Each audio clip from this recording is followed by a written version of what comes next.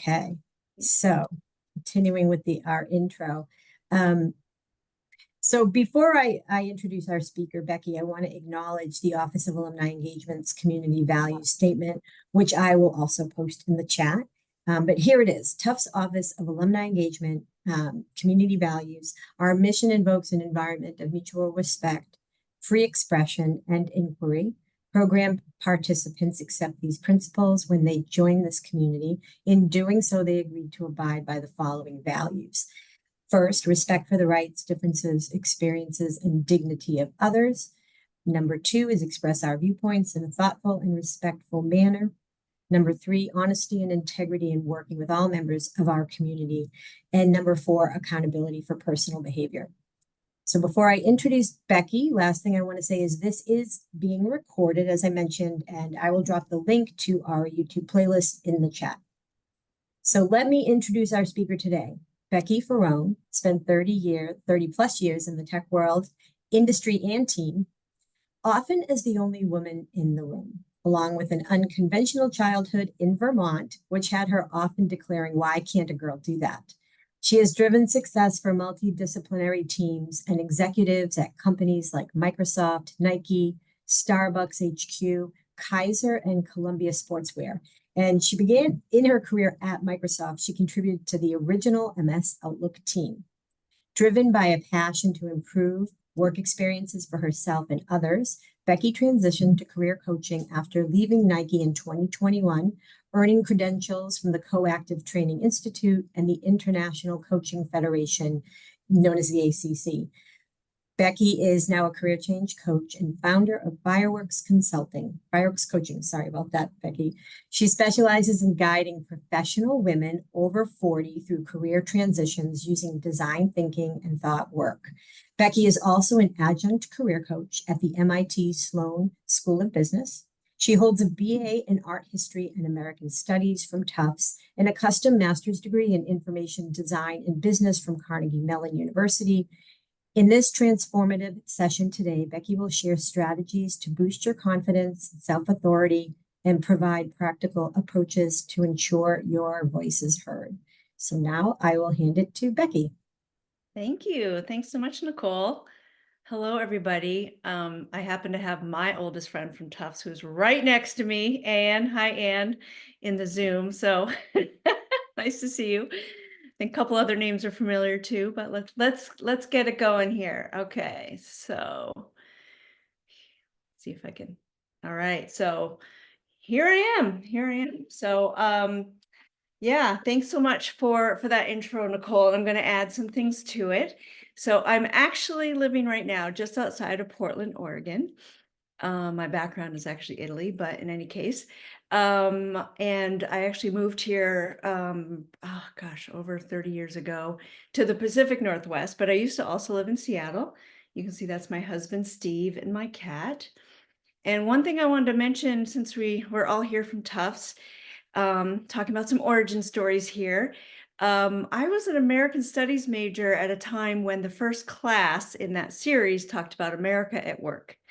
And that's what really got me sort of consciously and unconsciously driving towards my career to help people and myself have a better time at work.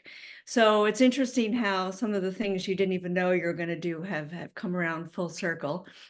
But it led to me kind of accidentally falling into work at Microsoft. I'll talk about that in a minute. I also ended up working managing intranet projects, so the tools that a lot of us work or use inside our companies. And then also being an Agile coach, Scrum Master, which if you're not familiar with that, it's basically a technique that helps mostly, but not always, software teams have a better results and actually better time as teams. So it's kind of interesting how that all worked out. So I used to be in Seattle for about 20 years before and after going to Carnegie Mellon. Very similar to Vermont, except here you're required to have not one, not two, but 3 raincoats, and one of them has to be a dress raincoat. So if you're familiar with this part of the world, you know it gets kind of cloudy in the winter. So I'm going to go ahead and go to the next slide.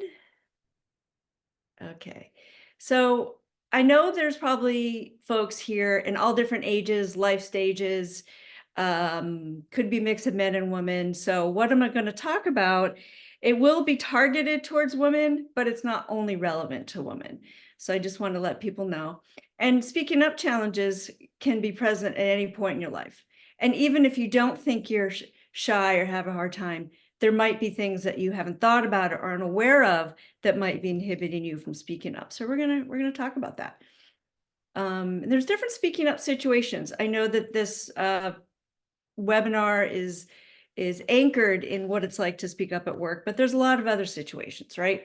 What if you're at the doctor's office? I don't know how many of you have experienced being treated poorly by medical professionals. I have, or in your relationship, or even if you're buying a car, all sorts of things that we can all actually get better at speaking up in ways that feel good to us. And I want to introduce, so this slide is obviously saying a little bit about my coaching business, and I wanted to introduce what I do and why. So my main target is folks who are professional women over 40. I do have men in my practice who are trying to decide to stay or leave distressing work. That could be a particular job, that could be a career. And I've chosen folks over 40, have some younger ones, primarily because a lot of things shift after 40. And we're tired of doing something we picked when we're 25, or maybe children are older and don't need us as much. Or, we haven't actually stopped to think about if what we're doing even makes us happy and don't know how to articulate that. So that's why I focus on that. I also do this because I once spent $80,000 in 5 years of my life feeling completely stuck, and many more years in unsatisfying work. So the short story here is, when I was 30 years old, I left Microsoft in the same month.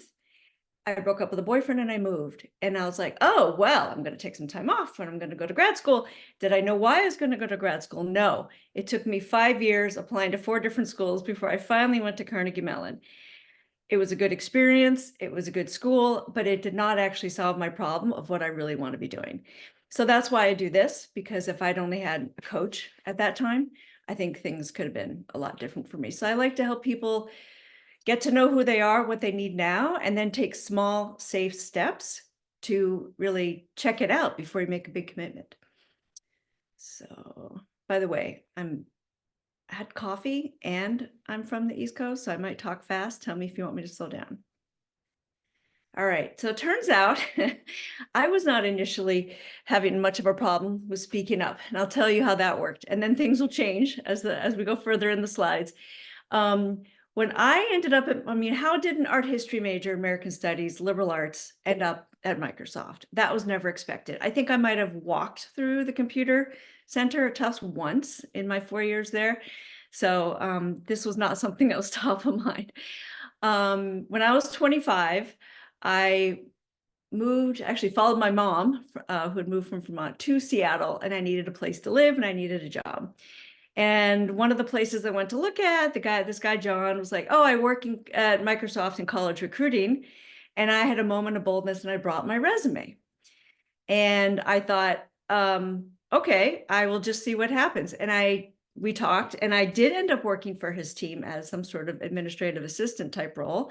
That was what I was qualified for at the time. I did not end up moving in with him.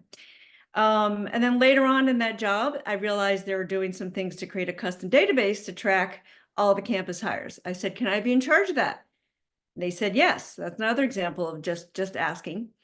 And then the third time, Microsoft, that was very fruitful in the just ask, which is my life motto. The other one is, I can't be good if I can't be bad, but that's a different topic than this presentation. I noticed that, oh, there's this really cool job called program management, and that seems to fit all these different things I'm interested in. And I asked if I could do informational interviews and had a chance to talk to someone who was in charge of what became Microsoft Outlook. And he hired me maybe 3 weeks later without any additional interviews. So those are some great outcomes of what happens if you just ask. But I'm going to keep going.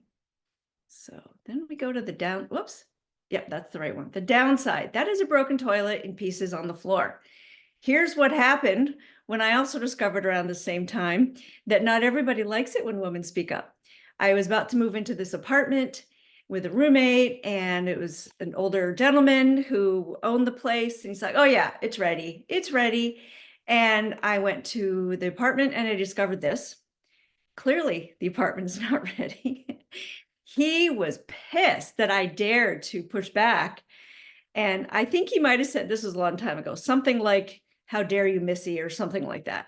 So this was one of the first times that I kind of heard pushback for speaking up as a woman, particularly as a younger woman. Nicole said something about this in the intro, but I do think growing up in a pretty unconventional way in Vermont kind of masked a lot of what might happen out in the world in general for me, but now I know, I found out. And also my point here is to point out that whether you're shy or not, which I'm not, but speaking up still has challenges. There's still things that I'm going to talk about later in the presentation that I even struggle with to this day, and it's normal.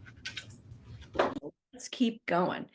First, a little feedback from you all here. So if you feel like it, want to pop into the chat and say, what are some of your experiences when you spoke up or you didn't? So we can give a moment for that, Nicole. I can't see the chat while I'm presenting, so I'm going to let you take over there. I will read them as they come in. I think people are thinking on that. Yeah, and that is great. And I'm continuing to admit people because I can see them on my screen. Okay, so let's keep going. Now we're going to get to the main point. Grab your popcorn. Someone did put something in the chat. Okay. Yes, people are replying now. They needed to think. Casey wrote, "I was selected to work on a large corporate initiative because I'd speak up." Laura writes, "Connected with IT folks who hired me similar to you." Great. Erica says, "Sometimes when I speak up to volunteer to do something more at work, I get this response: 'That's not your job.'" Oh, Another participant writes, "Most times when I've spoken up, I felt scared and then proud of myself. Sometimes I am directly told to be quiet." We've got a lot here. This is great. Anne writes, "Identified as a squeaky wheel, and it could have a downside." We've got a lot in here. Everyone's, yeah, keep writing going. some great stuff. Yeah, Well, so we have Vanessa wrote, "Speaking up helped me to get a refund on my flight that I missed being ill when it wasn't possible before calling the airline." And another person, Cynthia, I was told, "Who do you think you are?" So a lot of gravity to the last one. Yeah. Yeah. Well, that just goes to show that these are common experiences and they're not great. And they keep us from wanting to speak up again, I'm guessing. Maybe not everybody. But those experiences leave their mark. So, okay, let's go back to, so here's what we're going to talk about today. So it's my core belief that something called self-authority, which I will explain, is what gives you the courage to speak, and not just at work and not just out loud, and even when you might be scared. So we'll be talking through this, and I'll come back around to this slide later. So that is my theory, my working theory here. And I've also, as a side note, I'm going to be referencing some various things and authors, and I do have a resource slide at the very end here. So if you're interested in some of the people I mentioned, you can look them up. So what is self-authority? So there are some examples here, right? These are often things that we think to ourselves, and not just women, people, anybody does this, right? What will women think? I'm encouraging you to say to yourself, who cares? Well, what can I say in this situation? Whatever you want to. Who decides what I do with my life? You do. But there's also good to know, another way to explain this is what is not self-authority. And really, so much of this comes from is how women are socialized. We are socialized in this world so much to give other people, other entities authority instead of taking it ourselves, that we actually start internalizing this. So here's some examples. So here's some like automatic internal thoughts that can keep you small. Maybe you're afraid to argue a point in a meeting because you don't think you know enough, or you're going to be afraid you might get criticized, or the squeaky wheel. I mean, I don't know how many of you, in how many times a week, me included, are like, oh, I can't put on those jeans because my ass is fat, right? So there's that kind of stuff too, which sounds, it's sort of funny in a way, but it's not, because we've internalized that there's something wrong with us. Sometimes that goes to the extreme of people having eating disorders. I just heard a story, one of my clients the other day, of just feeling completely gaslit by leaders at work. They're like, oh yeah, we told you not to do this thing. And then the next day they're, chastising her and her team because they didn't do the thing they told them not to do. You know the truth, but it's hard to speak up and say something. So a little story here. This will be probably the last of my little personal stories. I want to really keep it focused on everybody. A couple of years ago, I experienced a very clear, definitive moment of self-authority. And it was really like a before and after in just a few minutes for myself. So I was working at a tech company, I won't say which one. And it was just so much turmoil. There's leaders leaving and changes, orgs, and the new leader firing other leaders. And this new leader who came in wasn't there when I was hired. She didn't like the role that the guy who left had put me in. And she didn't really like me a lot because I was asking questions about things. One of the questions I asked was if I can get out of the group. I could just see where this was going. I wasn't doing what I thought I was hired to do. I thought it would be mutually beneficial. And boy, was I shocked that she didn't like that. So literally within 24 hours, in the first conversation, she was kind of surprised. And she came back to me the next day with a list, a bulleted list, at least 5, maybe 7 things about how I sucked and all the things I did wrong. Now, I'd had an inkling that something like this might happen, and I'd actually started collecting from my colleagues that I worked with, and we had a great relationship, written testimonial that contradicted all of it. There's obviously more to the story. I don't want to drag us down here. But I had this clear moment one day. She had said, oh, well, you can go on a performance improvement plan or you can find another job in the company, but I'm going to send that bad feedback to the new manager. It wasn't much of a win-win situation. So one day I was like, you know what? I'm not going to play this game. I'm not going to go along with their program. I'm not going to just say to myself, I have to do it because they're the leaders. And another long story, but I did get severanced out. And that was the last time I blindly trusted that leaders had a plan and were acting rationally. And that opened a door to me claiming my own self-authority in other areas as well. So it was really a moment of before and after. And I hope none of you have to go through something that was as painful as that, but I hope you get to the self-authority in some better ways. So, okay. I'm going to pause here before we move on to kind of talking about what's underneath why we don't have our self-authority. Does anyone have a question or thought? I had a couple of other folks jump into the chat when you Yeah. asked them to. One person wrote, I typically get, don't worry about that, or dismissed.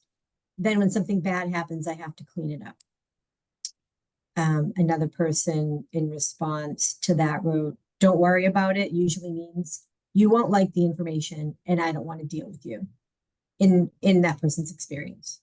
So people are really revealing Yeah. even the expressions that they've heard. Very dismissive, among other adjectives. So, all right, so let's get into this. So an underlying issue here, again, not everybody, but it's pretty common for a woman to have fear around speaking up. We just heard from a lot of you, like how many of you are going to try it again after hearing some of the things you just shared? But there's some really good reasons for this that I wanted to share so you don't feel like it's just you. So for much of history, women were property. You had almost no power or resources. I mean, men were and still are bigger than many of us. No property, no income. It's kind of interesting. It wasn't until 1974 that women could have a credit card in their own name. My mother had 2 children under 6 and had been divorced at that point. So that's really, really shocking. But essentially doing what others wanted kept women safe. And that became ingrained in our minds, really generation after generation, that be nice or else. Even today on a more extreme level, than speaking up at work or at a doctor's office, there's a lot of women who just live in fear that anything they say or do, which could be even something very tiny, will upset a violent partner and get them beaten or worse, killed. So there's real reasons here. Kind of coming back to the things that may be a little less extreme here, we really fear punishment in many forms if we speak up in what should be safe environments. You fear being criticized, being told that you're bossy or a bitch. I met that person. Overbearing, you're too much. There's a lot of things that you guys already said in your experiences. So this list, we could spend the next part of this presentation just coming up with the full list, but let's not do that. So, but what ends up happening is it gets difficult to tell if the fear that women often experience about speaking up is real or imagined. And then we start inhibiting ourselves. So as much as, we're afraid of what could happen externally if we speak up, we actually start just controlling ourselves internally. So that thing never even happens, whatever our biggest fear is. Okay, so let's talk a little bit more about what happens. So we have talked about some of these things already. I thought I was just reading a book yesterday, and this is my Kindle, photo of my Kindle, but she understood right away that when a woman is not in her place, when men can get very angry. So it comes up all the time. So we've talked about several of these outcomes, but I want to talk about a few more related to particularly financial imbalance and negotiation and interruptions or microaggressions. And then we're going to talk about something called the double bind. So I wasn't going to talk a whole lot about statistics in this presentation, but I found some that I thought were worth sharing. One of them is from a book called Women Don't Ask: The High Cost of Avoiding Negotiation and Positive Strategies for Change. This was written by a professor at Carnegie Mellon that I had a chance to take a class with, named Linda Babcock. I'm going to mention her a couple times in this presentation. So she talks about some of the research they did that result in female financial imbalance. And there's a number of reasons for pay inequity. Again, not going to go into all of them, but here's a study from Carnegie Mellon from the early 2000s. Found that the starting salaries of male MBAs who recently graduated from Carnegie Mellon were 7.6% higher on average than female MBAs from the same program. The number's kind of silly now because it was so long ago. I'm not going to say that. But here's why.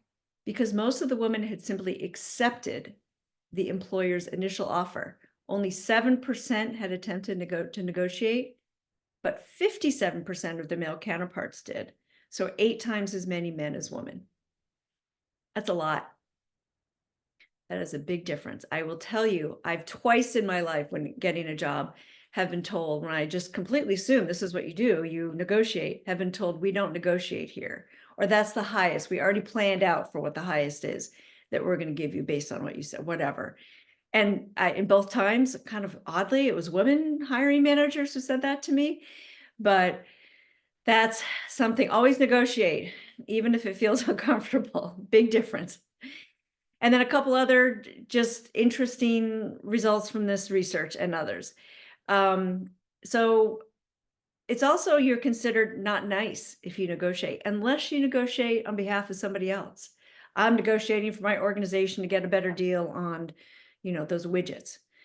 So that's odd. This nice thing comes up a lot. And then my last little one here is some interesting research. In 24,000 hearings in Congress over 25 years, they found that in Senate committees, women were 10% more likely to be interrupted by men. Not great. You may remember from a couple years ago, someone important saying, "I'm speaking." And then they also found that if this topic of the hearing had to do with women, then women were actually interrupted twice as likely during those. So it's rough out there sometimes. Even my own relationship with my husband, this is a constant issue with us.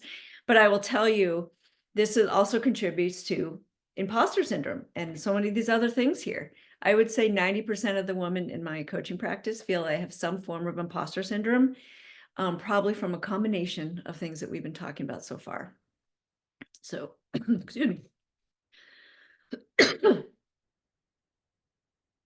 So that brings us to the double bind. Losing my voice here. So this is also from some research. Can always reference it later, but from the earliest societies, the research has shown that we assessed strangers according to these two main questions. Are they warm? Can I trust them? Is this person competent? Are they intelligent and effective? And hold on, frog. And here are what some of the results were. If you are a high status person, typically male, typically white, then when people meet you, you are given the benefit of the doubt for both of these things.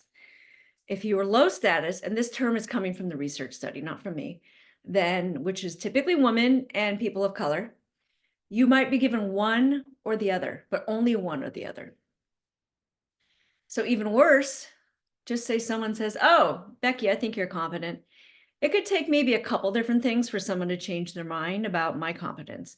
I only need to do something once or twice that seems mean or not nice or bitchy or whatever the word, or too much for someone to kind of take away their assessment that I'm warm. So there's a lot of pressure when you think about speaking up. Yeah, you have to be nice and competent. Have to,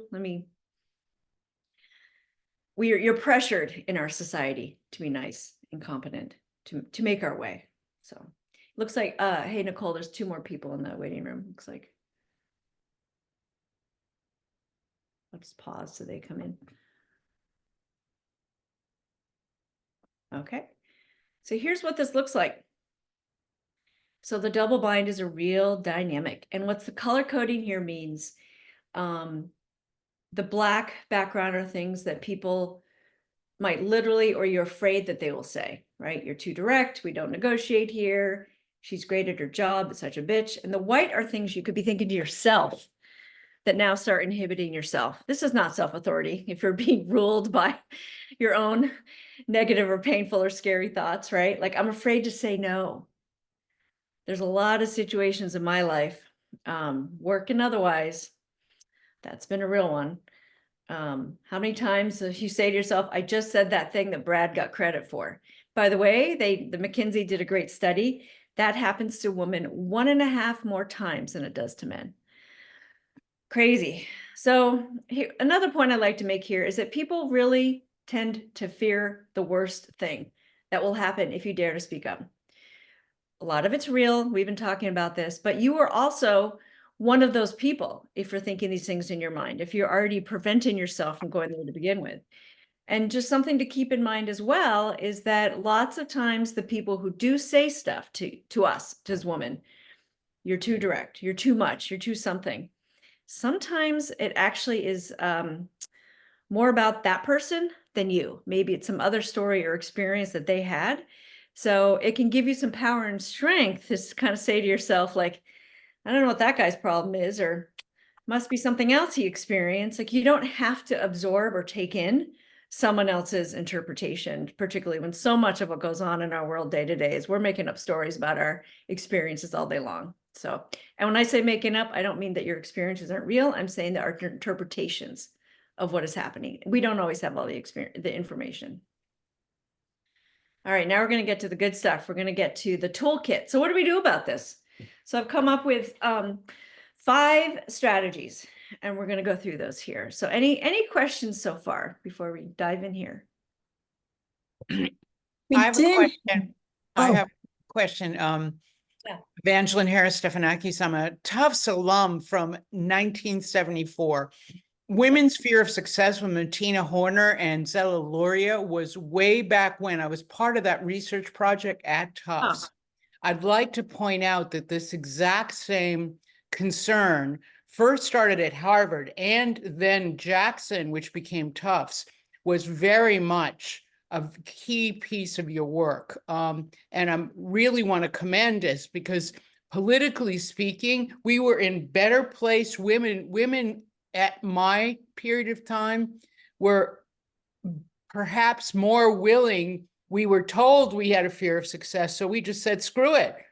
We are going to go forward. And Judy Lascaris, who was the dean of women who came back to school after they had their kids, Tufts had a special program. So I just want to bring that in because as you move into these particular strategies, I'd like to actually put that historic context out there because Tufts led the way in this work. Tufts really led the way. And we're talking 1970 to 1974. So anyway. I didn't know that, actually. Yeah, well, I figured nobody knows that because you're all too young. But I'm just telling you. That's incredible. Thank you. Thank you for bringing that up. I- It would have been really cool if I had that to tie in here, but here's Okay, what I only happened. bring it up now because we're going Yeah. into the toolkit, but the toolkit, if you look back at Zella Lauria's work at Tufts and at Jackson, looking at women, you'll see some of the same things, and that's brilliant. Yeah, that's amazing. I will tell you, I really struggled in creating this presentation, because once you dive into anything about feminism or women or any of that, like, it just blows up. There's so much material. So I was really trying to focus and have something I could share with you all that's concrete. But yeah, I'm absolutely going to look up the research for woman fear of success. Yeah, and Martina Horner was the person who was the PI at Harvard, and Zella Luria, famous name in psychology, she was on my committee for a plan of study, and I worked on her. I was in her lab when we were doing that stuff. So, well, while I'm talking, if you happen to find any links and pop it into the chat, that'd be amazing. I will. Yeah, appreciate that. Okay, so here we go.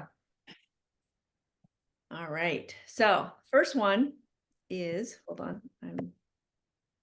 here it is. Okay.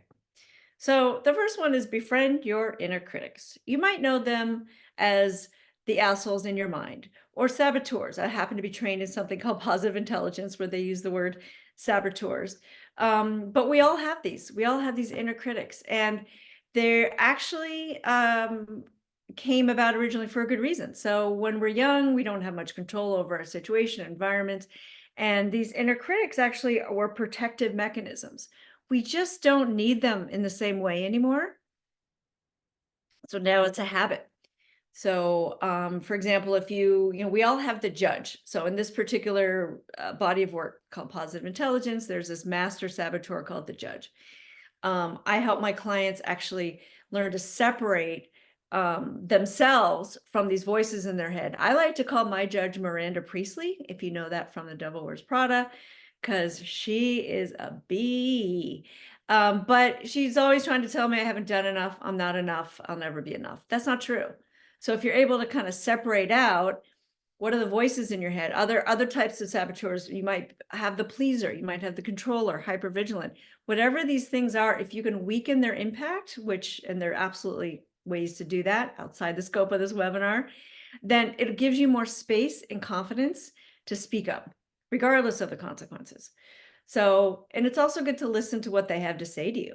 Maybe if you're really scared about doing a presentation, maybe like this one, right? And if you have some particular fear that's just hard to go away, what is that fear telling you? Do you need to prepare more? Do you want to wear your favorite shirt? Do you, whatever it is, they can actually be really helpful to you. So, all right, strategy 2, drop the good girl programming. I'd like to take this moment to point out a friend of mine just wrote a book in this past year called Good Girl Deprogramming, Michelle Minikin. So that's also in the resources, but here are some specific things, not necessarily in her book, just from things I've read in my own experience, is really understanding that what got you here, being really good at school, won't get you there, being successful in other parts of your life. We're largely talking about work here, but in other areas as well. So you get to decide for yourself, for example, what good leadership is. I have at least 2 clients very high ranking in their organizations who've said to me that they are just feel controlled by imposter syndrome because they look around themselves and they don't see leaders that look or act like them. So my response to this is well, what is it to you? Who are your role models that you really admire? I really admire Tina Fey. Right. So it can be really helpful to find people you admire and want to model yourself on, and then decide to do it your way. Another thing is reserve judgment and trust of authority. I used to kind of describe myself as being sort of the puppy dog when I met new people at work, like, oh, do you like me? Do you like me? And I had a friend sit down with me about 5 years ago and say, they don't deserve your trust. They have to earn it. If they earn it, great, but you don't have to give it away for free. So that's part of this whole, what is our relationship to authority, and what's our default, and what do we want it to be? Another one is you could be honoring your own communication style. just say you're an introvert, and if you're put on the spot in the meeting and someone says, speak up, or what'd you think, Mary, or what have you, it is fine to say, you know what, I'm going to think about that and I'll get back to you. You don't have to answer the question that's posed to you. Look at the politicians around us, but it may be hard in the moment to think of that, but that's why these strategies are here to give you some planning if you'd like to. The two more, the own your own knowledge.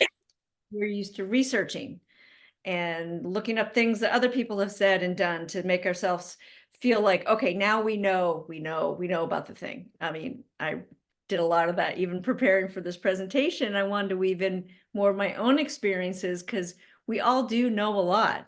You don't have to say that your thoughts or knowledge or experience are only valid if they're confirmed or come from another place. And then good work, and do good work and make it visible. So this is a really common thing where a lot of women think that I just got to do good work, put my head down, and I'll get rewarded, promoted, acknowledged.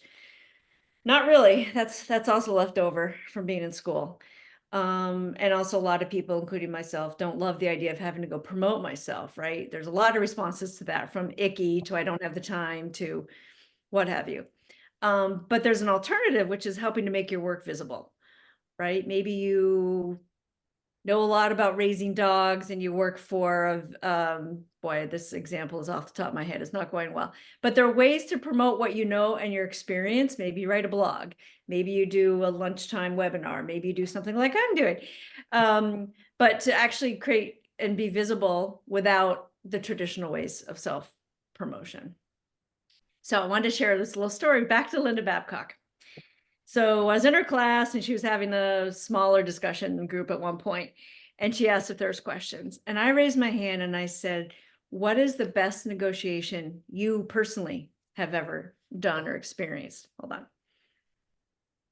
And she thought for a minute and she said, well, I didn't want to have kids and my husband really wanted a child. So we finally agreed I would carry the child and give birth, but I would never do change a dirty diaper. So I thought that was really interesting, right? Who would expect that that is something you could even ask for? And she did, and that worked. I don't know if she ever changed a dirty diaper or not, but it worked out for her. All right, so now we're going to go a couple more. So there's actually 2 slides here around communicate with competence and warmth. So remember, we're talking about the double bind. You have to be smart and you have to be nice. So here are some things that actually really get in the way of showing up as competence. And there's a lot of detail under here. We don't have time for it today, but I will tell you that there's this great book called Playing Big by Tara Moore. And if you get on the mailing list, you can actually get a download of the hedge words and other sort of things that women tend to have habits, not all women, a lot of women, even saying the word just or a little bit or apologizing too much. I catch myself doing this all the time. There's no reason most of the time for me to like apologize, like, oh, sorry, I just will need another minute here, whatever. Uptalk, you're probably familiar with these kind of speech patterns. Asking questions versus declaring something. This is a weird one because sometimes I've noticed at work, I will be trying to show that I'm a good listener. Like, so what you mean is, 1, 2, 3. And then it's happened before that someone will think I didn't get it at all. And like, we'll start from the beginning and explain it to me. I'm like, dear Lord. Qualifying preambles. This was a really interesting one. When I worked at Starbucks headquarters for a year, and I noticed a big change in culture. I've been used to more of these kind of male-dominated environments, and this was all more women. And so many times in meetings, people would be like, oh, do you mind if I ask a qualifying question? A, it's a question. B, it's uptalk. C, it's qualifying. It's like, just ask the damn question. So that was really strange for me. Your cultural experience will vary.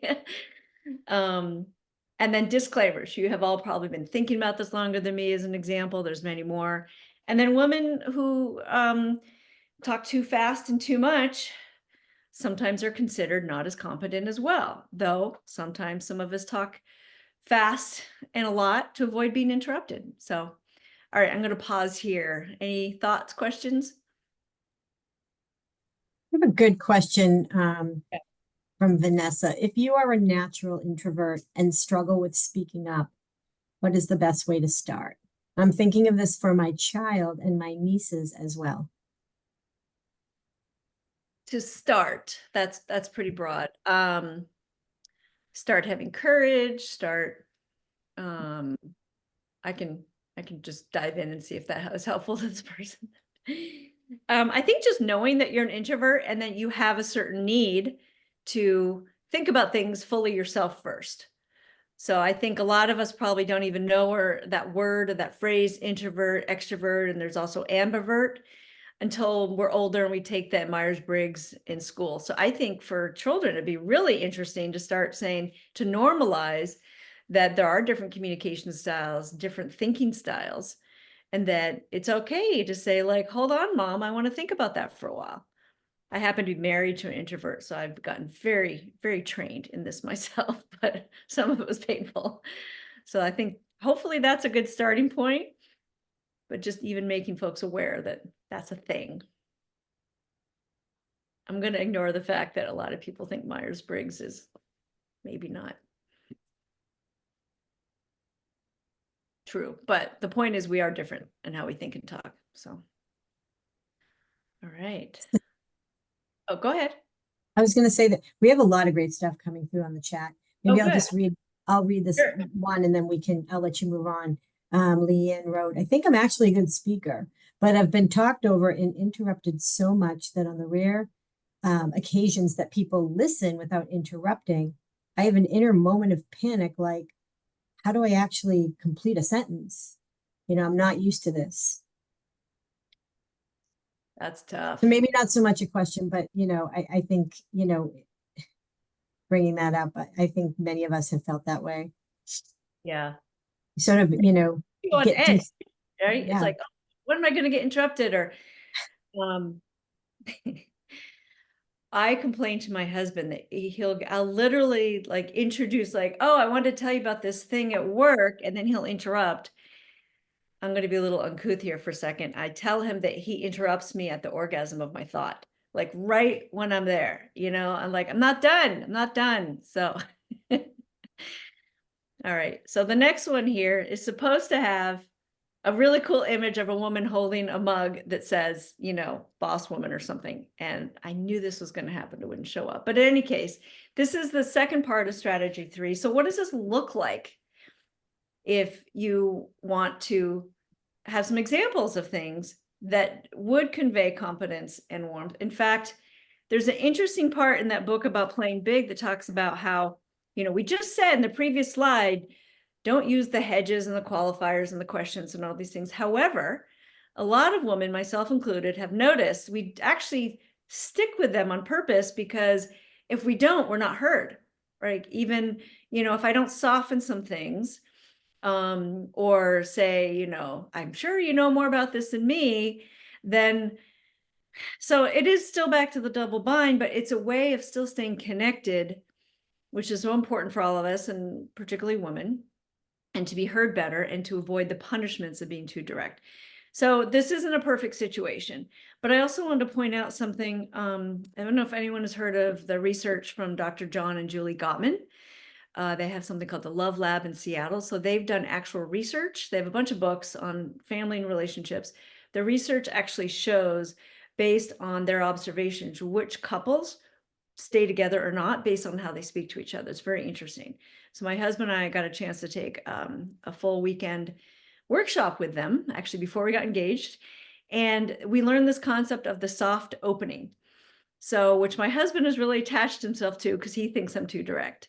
So when I learned to say like, hey, honey, there's something I just wanted to talk to you about. It's not that big of a deal. Just, part of me like is irritated that I have to go that extra step. And then the other part of me says, well, I'm still here, been married almost 17 years. So there's some things here that you can choose or experiment with and decide. You still get to decide, how direct do you personally want to be? but there will be different results. But here, anyways, I know there's a lot of words on the slide, but I wanted to leave you all with just some examples of things that I've heard and seen work well with speaking up strongly with self-authority and also ideally being heard. All right, I'm going to go through these a little more quickly. So the last one, or the second to last one, is staying connected. We all know about building relationships and networks and allies. You know, again, some of you might enjoy that more than others. You probably heard of the old boy network, and I thought, you know, what if we call it the new chicks network or the big chicks network or something? Another idea is to pre-funk. You know, if you've been to Tufts or any other university, you probably know that means getting together before a party to get some things done. So this is actually a really good strategy. On a more serious note, is if you want to go to a meeting and have a better chance of getting your ideas agreed with or heard or listened, it's always good to go around ahead of time. Again, more work for women, but men do this too, and talk to people ahead of time and get feedback and alignment. Amplify others is a great thing to do here. In fact, you can enlist men to do this as well. Like, you know, hey, I just heard Anne say this in our a few minutes ago in our meeting. Let's go back to that. Is a good way to do that. And then it also supports being visible, the staying connected element, because the more we amplify each other, the more you go around and talk to other people, the more you're able to show versus just tell people how great you are at what you do. So this is the last strategy, and this is a great quote by this author, Audre Lorde. When I dare to be powerful, to use my strength in the service of my vision, then it becomes less important whether I'm afraid. And this has to do with my last strategy of just accept the outcome. Feel the fear and do it anyway. It's not, you're not always going to get a good answer. So regardless of how many of the strategies you try, they're not always going to work, but just accept it. That's part of claiming for yourself and telling yourself you can handle it. You can deal with it if something doesn't quite go the way you hope to in a conversation. You're strong enough. You're not weak. And part of that too is just not taking things personally. So, all right. So now we've kind of come to the end here. So say it with me. Self-authority is what gives you courage to speak. This is the recap of the core belief. So what are people thinking now? What do you think you'll do next to be heard? I'll pause here. Well, I have to say, there's so much great stuff in the chat, or maybe not so great stuff in the chat. I can't read through everything, but I encourage everyone to, you know, to scroll through if you've been sort of just focusing on the slides. I had a couple of people message me directly. One person wrote, when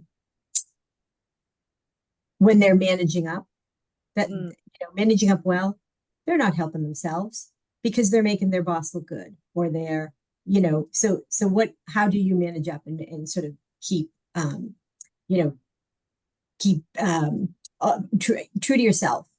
There was another great one. This is a great one. What do you do if your woman manager is gaslighting you? Like, how do you, you know, other women who are not lifting you up, who are pushing you down and almost, you know, making for a very, and that could be the product of a competitive environment where all women are trying to, you know, step up, but it's working against them. I was going to include that here, and I thought it would go, that's like a whole other presentation. Whole other, right. Yeah, but I hear you, I've experienced it, and it's terrible. Yeah. We've got one. Do you have any strategies on how to not take something personally? Oh, that's a good one. Mm-hmm. I guess I'm reminded of this book called The 4 Agreements, if you've ever heard of it. And one of their 4 agreements is just never take anything personally. It's easier said than done.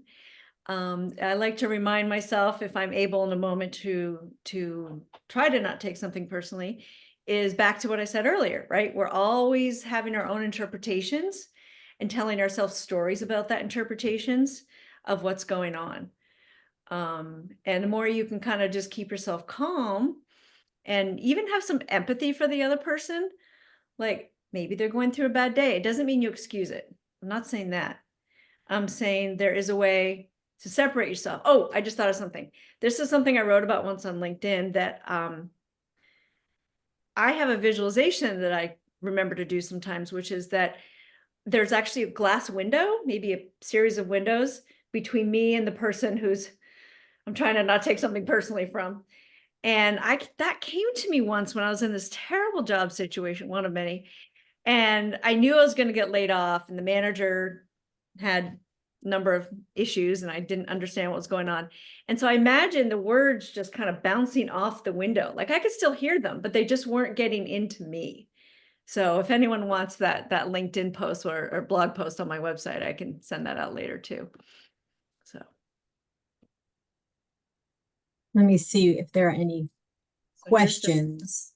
That's finding the toolkit, and then here's the questions part here. We can I mean, keep people going. are just really offering their own advice, you know, in the strategies that they've incorporated. Yeah. So I'm wondering if we can begin to think about how to a group of women as Tufts alum do some intergenerational coaching. I'm thinking about as a 72-year-old actually spending more time. I do with my daughter-in-laws who are in the 40s, but I think the larger perspective is something I learned not after Tufts in my doctoral work, was finding women who had gone through various leadership positions who would be willing to help you think aloud about what you see and what happens in your workplace. And I suggest this. I know, and I'm not trying to be difficult, but I was the first woman to get tenure in 15 years at an unnamed institution nearby. And I would not have happened if this one woman who was in another area, linguistics, didn't come and say, you got to go to the Algonquin Club, you got to go here, make sure you're in your binders, you start out with fun stuff, don't put your heavy research in the front, put your books, because the men who, she said, most of the committee are men, they don't read all the stuff, make the book covers. I mean, this was terrible, but she like revealed the foolishness because she had sat on this committee and she was sick of the fact that in 15 years she watched everybody get rejected. And the only reason I think she wanted me there is because my field was close to hers and I could take some of her doctoral students. I mean, it's crazy, but so I only say that is because there's all these little traps that are out there that some of us who've lived longer, not that we haven't, everybody gets trapped the whole way across. Everybody gets trapped. That's right. But why not have an ongoing way to dialogue with little cases of these, because truthfully, that one is one. The one that happened to me. I'll never forget it. I wish it's funny. It's funny you should mention that. Not to interrupt. It's funny you should mention that because we're doing several things, you know, at this moment to try to bring Tufts women together. In fact, we are launching Tufts' first Women's Summit next fall, 2025. So people can look forward to that. Becky and I have talked about that already. We're kind of excited. We have started a new career mentoring initiative at Tufts. We piloted 3 programs this past year, and we're starting up 2 more this fall and next spring. And, you know, I'm really hoping that we can look at something that is specific to women.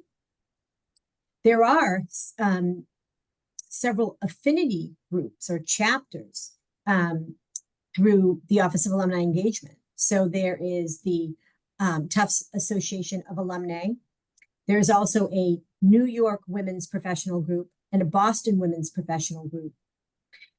And as well, there's a platform called The Herd, which is a networking and mentoring platform for alumni and students in arts and sciences and engineering. And in that platform, there is a group, the Tufts Women's Network, that has, oh gosh, it's the largest group. It may have almost 200 members. You know, so being active within these various, the affinity groups, you know, looking forward to a mentoring program that we may have. And that would be, you know, we're playing with different things like definitely student and alumni mentoring programs. Alum would be the mentor, student, the mentee, but also alumni to alumni mentoring programs. I- You know, so yeah, there's a lot. I'm also, I already do SAMI, which is Harvard, and where you mentor, and they have a lot of for the students' benefits. Tough students are in a great place to get everything, and I don't know that their timing on that until they're in the workforce can be as focused as I do think that women in various stages of career need each other more, and I highly recommend thinking about women in leadership, women in entering leadership as a unique, and the groups have got to be like 10 people, can't be big. Yeah, I love this idea. Yeah, if you wanted, I'm yeah, glad to facilitate one. Believe me, I'm yeah, tired now, and I'd be glad to facilitate one because I've had enough. love I mean, that. I did academia, I did education, I did clinical psychology, I did all this stuff in medicine. I worked at the provost office at BU. All this, I'm willing to. I don't want anybody to go through what I went through. That's all I can say. You know, I'm Well, I struck can, also by, even when you're starting to tell us this, you said, I don't mean to be difficult. No, I know. Believe me. But I'm being straight. most I'm being women, straight. yeah. I'm at this stage. I You're am a not just- grandmother, but I want to be an aunt to females who Right. will not be in the position of some of the things that have not changed in 50 years. We just did our 50-year reunion. Wow. I just listened to Kathy Maisel, brilliant woman, started the Faulkner Breast Clinic with Dr. Susan Love, who passed away. She was in my class. We were the women in the library on Friday nights, right? Because we were going to try and be doctors. We both revealed to each other, she said, I started an all-women's clinic to deal with breast cancer because of the disparaging remarks among other physicians about women's bodies. So all I'm going to say is this is not new, but we got to do something about it, because we got to have a female president upcoming, and it's about time. Yeah.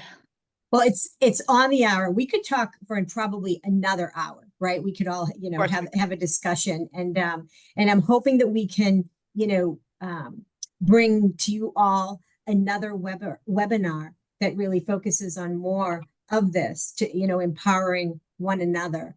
And so it's 2:01. I know people need to take off. They're on their lunch hour. Thanks everyone for sticking around. We still have like a good half of our community here There's a lot of people stayed still online.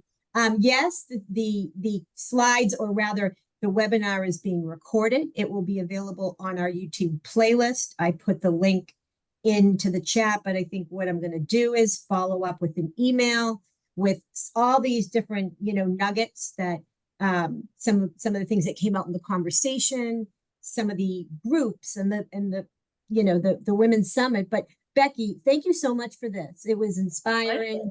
I think, it was nice that we shared, right? We shared what we were thinking in the chat. So do you have final words, Becky? And then we'll sort of, officially close it. No, I mean, anyone who wants to come work in I'm kind of still astounded. I feel like a Pandora's box was just opened. So I'm like, feel like I've got so much from you guys here too. But just to finish up here, please, if you're interested in coaching, it's always free just to chat and share your situation. I'm starting to do workshops in women's resource groups in some local companies. I'm thinking very seriously about creating a group coaching for women in self-authority. So I'd love to know if anyone's interested. That might go along really well with this mentoring thing for the Tufts alumni mentoring. And then on September 5th, just in a couple of weeks, I'm going to be speaking about networking, actually, at a free one-day virtual kind of how do I get a job thing, sponsored by a company called JobScan. They use AI to help people deal with their keywords and everything in their resumes and cover letters. They're a really cool company, and I'm going to be part of their world there. So, yep. And then the QR code will take you straight to my site, and I'd love to be connected to as many of you who would like to be connected to me. So thank you. Great. Thank you so much, Becky. We look Thanks forward for to hearing from Becky again in November. So check out the events calendar for more on Becky's program and some other exciting webinars coming up. Yep. So I think that's it. We can close it down. Let me stop the recording.